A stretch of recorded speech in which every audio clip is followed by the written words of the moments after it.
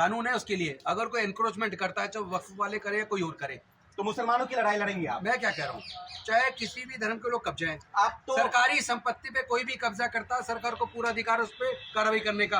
ऐसे क्या कारण है? पूरे देश के अंदर आप चले जाइए, देश की सड़कों पे, देश के फ्लाईओवर्स के नीचे, आप तो देश के पार्कों में हथियार को तेज धार दे रहे हैं। देश के पार्कों पे कब्जा करके सबसे ज्यादा धार्मिक स्थल किसने बनाए? देश की संपत्ति पे कब्जा करके सबसे ज्यादा धार्मिक स्थल किसने बनाए?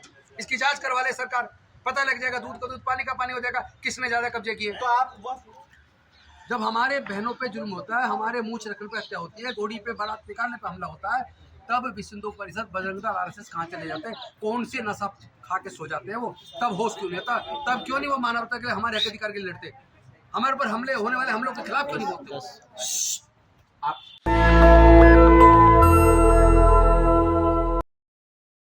जो लोग जिनका नजरिया ही पक्षपाती है, वो इसे ये देखेंगे कि ये तो मुस्लिम का पक्ष में बोल रहा है, क्योंकि बौद्धों की भी तो सारी विरासत कब्जा करके सारे बौद्ध मंदिरों पे कब्जा कर लिया। इनकी तो फितरत है कब्जा करने की। तो प्रधानमंत्री ने कब्जा थोड़ी किया। यहाँ तो वक्फ की जो लड़ाई खुद प्रधानमंत्री नरेंद्र मोदी जी लड़ रहे हैं, अमित शाह लड़ रहे हैं, नरेंद्र मोदी जी किस विचारधारा को बहुत पाल पोस रहे हैं, कभी देखना। किस विचारधारा पे सरकारी धन को खर्च कर रहे हैं, कभी देखना। तो सरकार तो कह रही है कि इस्लामिक उद्देश्य से जो भी काम होगा वो वक्फ की प्रॉपर्टी नहीं होगी, वो सरकार की प्रॉपर्टी हो सकती है। प्रॉपर्टी पहले से है, उसी समाज के लोगों ने दी है। पहले समझ लो, वक्त को पहले पढ़ लो। डोनेट के अलावा भी बहुत पहले है। नहीं तो सरकार तय करे। तो पूरी दिल्ली तो वक्त की प्रॉपर्टी होनी चाहिए। उसके लिए एक्ट को बदलने की जरूरत नहीं है, कानून है उसके लिए। अगर कोई एनक्रोचमेंट करता है, चाहे वक्फ वाले करे या कोई और करे, तो मुसलमानों की लड़ाई लड़ेंगे आप? मैं क्या कह रहा हूँ, चाहे किसी भी धर्म के लोग कब्जे हैं, आप तो सरकारी संपत्ति पे कोई भी कब्जा करता है, सरकार को पूरा अधिकार उस पर कार्रवाई करने का। ऐसे क्या कारण है? पूरे देश के अंदर आप चले जाइए, देश की सड़कों पे, देश के फ्लाईओवर्स के नीचे, आप तो देश के पार्कों में हथियार को तेज धार दे रहे हैं। देश के जुबान से हथियार को तेज धार दे रहे हैं। ये आपका नजरिया हो सकता है कि आप किस दृष्टि से देखते हैं। देश के पार्कों पे कब्जा करके सबसे ज्यादा धार्मिक स्थल किसने बनाए? देश की संपत्ति पे कब्जा करके सबसे ज्यादा धार्मिक स्थल किसने बनाए? इसकी जांच करवा ले सरकार, पता लग जाएगा। दूध का दूध, पानी का पानी हो जाएगा, किसने ज्यादा कब्जे किए। तो आप वक्फ को पूरी दिल्ली सौंप देंगे? पार्लियामेंट भी वक्फ की ही कभी थी, जंतर मंतर पूरा जो लुटियन दिल्ली पूरी वक्फ की ही तो थी पहले। कोई कह रहा है वक्फ में कहा है क्या इनको? नहीं, तो अभी भी तो कई सारी संपत्तियां हैं, जो लुटियन तो अभी भी है वक्फ की प्रॉपर्टी। आप खामे का चिंगारी लगाने का काम क्यों कर रहे हैं? नहीं, आप तो अभी तक किसी मुस्लिम ने ये कहा कि ये जो संसद भवन है ये हमारा, इसे हमें तो कहा है, किसी ने डिमांड की है, किसी ने केस डाला? तो फिर आप क्यों फिर खामे आग लगा रहे हैं? कई सारी कब्रिस्तान है, मस्जिदें हैं, अगर जो ये अरे जो जिसका उसका रहने दो ना। मैं तुम्हें तो क्या आप नहीं चाहते कि इंट्रोड्यूस हो? मैं बिल्कुल नहीं चाहता कि ऐसा कोई काम हो जो दूसरे की प्रॉपर्टी को हड़पने वाला हो। लेकिन हिंदुओं का जो एक बहुसंख्यक, मैं तो कह रहा हूँ महाबोधि टेम्पल को मुक्त कर दो पहले, तो बहुसंख्यक पहले महाबोधि टेम्पल को मुक्त कर दो, फिर कोई और बात करना। तो बहुसंख्यक आबादी जो डिमांड कर रहा है कि ये हमारा है। महाबोधि सुनिए, 90% लोगों के पूर्वज बौद्ध थे।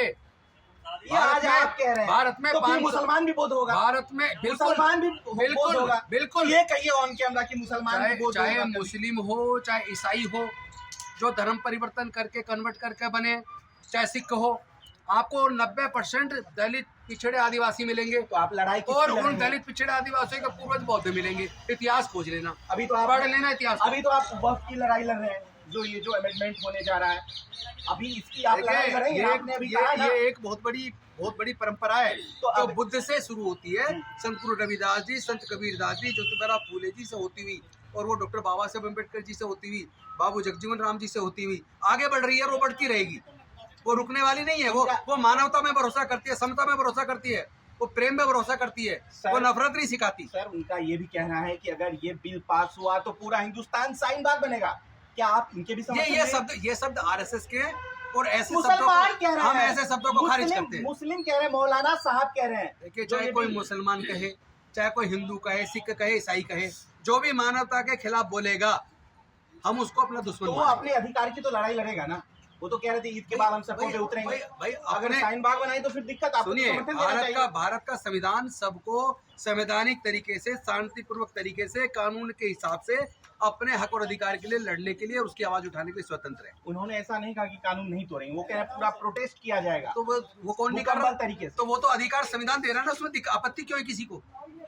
वो तो संविधान इजाजत देता है, उसमें क्यों आपत्ति है किसी को? लेकिन लड़ाई तो जमीन की है, वक्फ की है, प्रॉपर्टी की है। तो हमारी वो तो माबोदी टेम्पल की लड़ाई है। हमारी लड़ाई नहीं है क्या? हमारा हक नहीं है, हमारी आस्था नहीं है क्या? वो कह रहे हैं बेशकीमती प्रॉपर्टी है जो मुसलमानों ने अरे अपने ये कब्जे में रखा है। जो धार्मिक स्थल है या धर्म से जुड़ी प्रॉपर्टी है, चाहे उनकी कोई भी कीमत हो, वो जनता की सेवा के लिए है, उसका कोई दुरुपयोग किसी कीमत पे अलाउ नहीं होना चाहिए। तो उस प्रॉपर्टी का क्या होगा जो बीजेपी दावा कर रही है, जो कई सारे हिंदू संगठन, बीजेपी का बस चले तो पूरे देश की संपत्ति को कह देगी, पूरी दुनिया की को कि ब्रह्मा ने सृष्टि की रचना की, इसलिए तो हमारी है। तो फिर ले लो अमेरिका को भी, इंग्लैंड को भी ले लो, ऑस्ट्रेलिया को भी ले लो ना, सब कुछ तुम है तुम्हारे अंदर हिम्मत।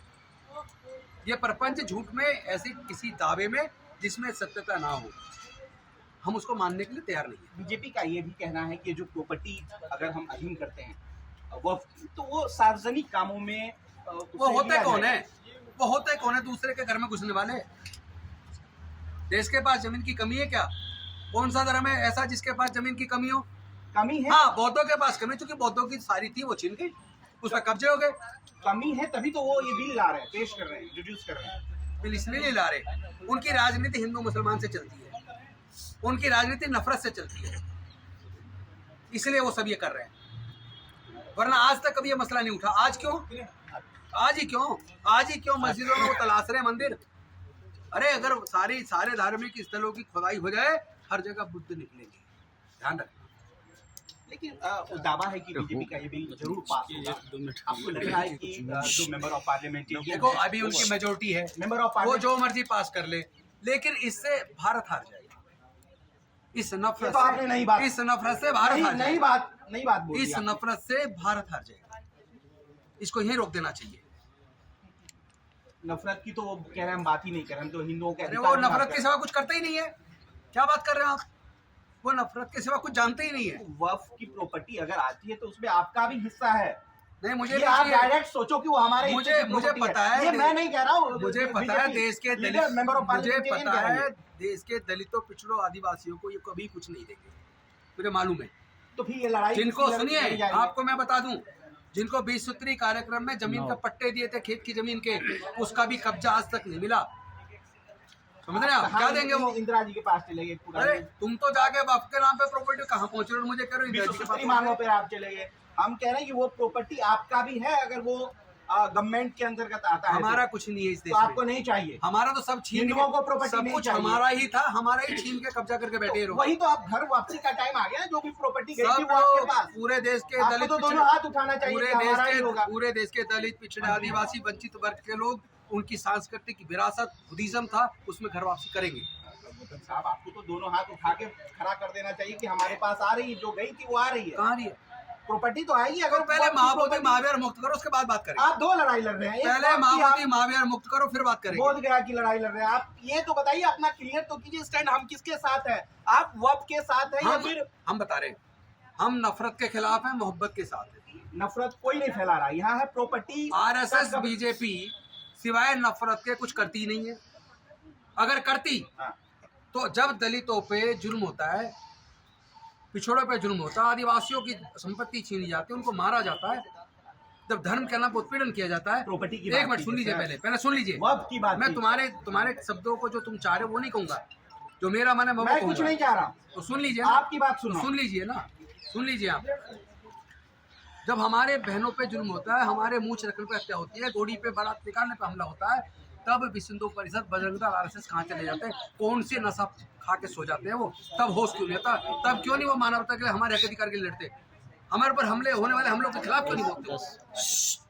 आप मुसलमानों के साथ हैं, एक बार बस इतना हम जानना चाहते हैं, आप हैं कि नहीं? हम मानवता के साथ हैं और हम सभी धर्मों की आस्था की इज्जत करते हैं। ये डिप्लोमेट बात होगी। कानूनी तौर पर आप तो किसके तुम्हारा साथ? मामला में पक्षपात की बात कर दूं? नहीं मैं ये नहीं कह रहा हूँ नहीं, आप यही कह रहे हैं? कानूनी तौर पर आप किसके मैं साथ? अपनी बात कह चुका, आप जो लोग चाहते हैं समझेंगे नहीं ना, आप जो बोले मैं जानता हूँ, आप चाहते हैं मैं मेरे मुंह से डिप्लोमेट बात आप कर रहे हैं, चाहते हैं कैसे मैं चाहता हूँ डिप्लोमेट नहीं, आप चाहते हैं मैं आपके हिसाब से अपनी बात कहूँ। मैं ये सोच रहा हूँ मैं किसी का कोई क्लियर। दुनिया में कोई ताकत नहीं जो अपना विचार हम पे जबरदस्ती नहीं मैं थोप ही नहीं सकता। आप मुसलमानों के साथ हैं कानूनी तौर पर। हम मानवता के साथ हैं, इंसानियत वक्फ के के साथ लिए हैं। लड़ेंगे आप, इस बिल के लिए लड़ेंगे, हम संसद में हर उस व्यक्ति की जायज मांग के लिए लड़ेंगे। कम से कम जो- इतना तो बोल दीजिए पार्लियामेंटेरियन को कि बिल समर्थन ना दे। मैं तमाम पार्लियामेंटेरियन से निवेदन करूंगा, इस नफरत को रोकिए और देश की इस संसद में ऐसा कोई बिल पास मत होने दीजिए जो नफरत फैलाए, जो समाज को आपस में बांटे, आपस में लड़वाए। नेशनल दस्तक की आपसे गुजारिश है कि अगर इसको बचाना चाहते हैं तो नेशनल दस्तक को सब्सक्राइब करने के लिए रेड कलर के सब्सक्राइब बटन को दबाएं,